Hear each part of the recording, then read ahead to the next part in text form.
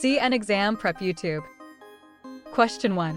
Which finding is most concerning in a patient with suspected right ventricular infarction? Hypotension, jugular venous distension, clear lung fields, ST elevation in lead 3 greater than lead 2. Question 2. The nurse is assessing a patient with a suspected pulmonary embolism. Which finding is most consistent with this diagnosis? Productive cough with green sputum, absent breath sounds on one side, sudden onset pleuritic chest pain and tachycardia, fever and chills. Question 3.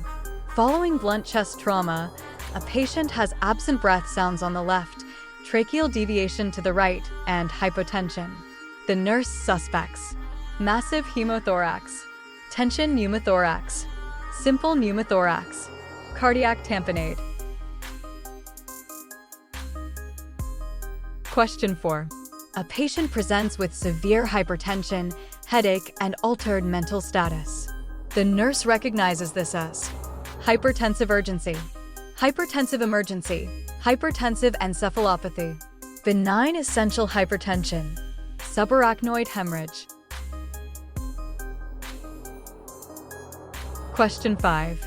A patient with type 1 diabetes presents with vomiting, abdominal pain, and a serum glucose of 650 milligrams per deciliter. The nurse anticipates the following laboratory finding: respiratory alkalosis, metabolic alkalosis, metabolic acidosis, normal anion gap. Question 6. A patient presents with a fever, headache, and neck stiffness following a recent tick bite. The nurse suspects Lyme disease, Rocky Mountain spotted fever, ehrlichiosis, anaplasmosis. Question 7. A post-cardiac arrest patient remains comatose. The nurse prepares for emergent coronary angiography, therapeutic hypothermia, targeted temperature management, immediate extubation, administration of TPA. Question 8.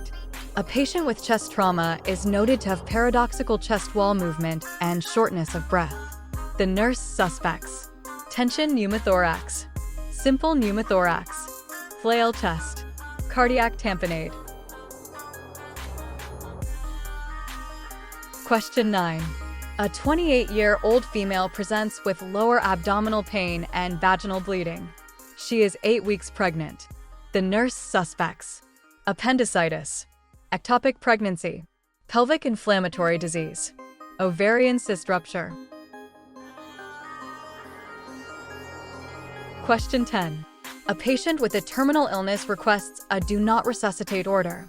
The nurse's role is to encourage the patient to discuss this with their family, notify the physician, and support the patient's decision. Refuse to care for the patient.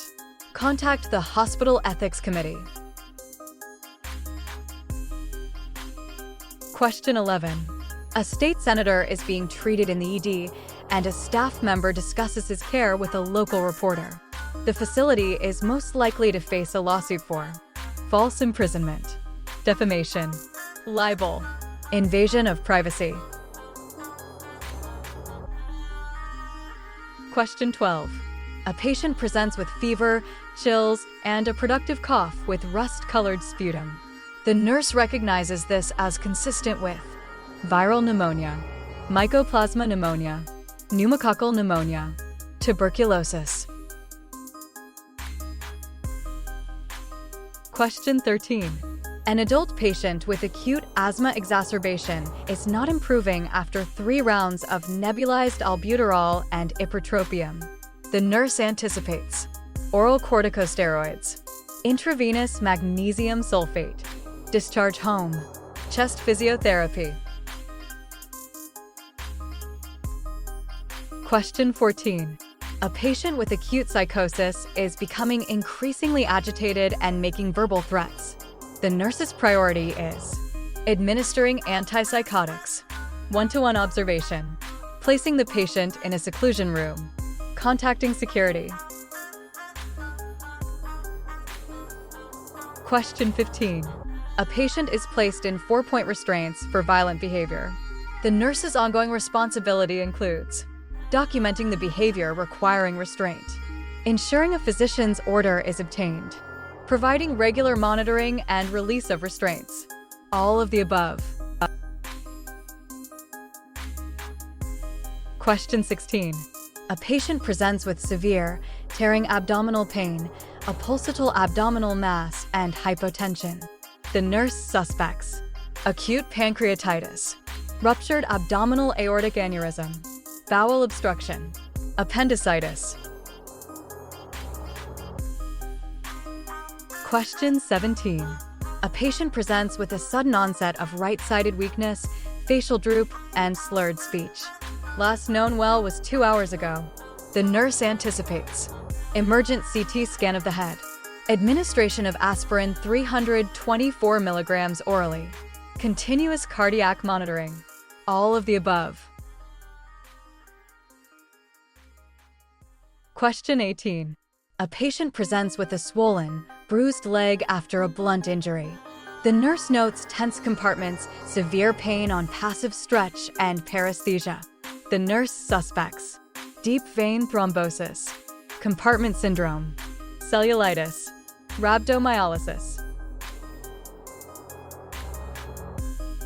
Question 19. A patient presents with a painful, swollen, and red leg after a minor injury. The nurse notes warmth and tenderness along the vein.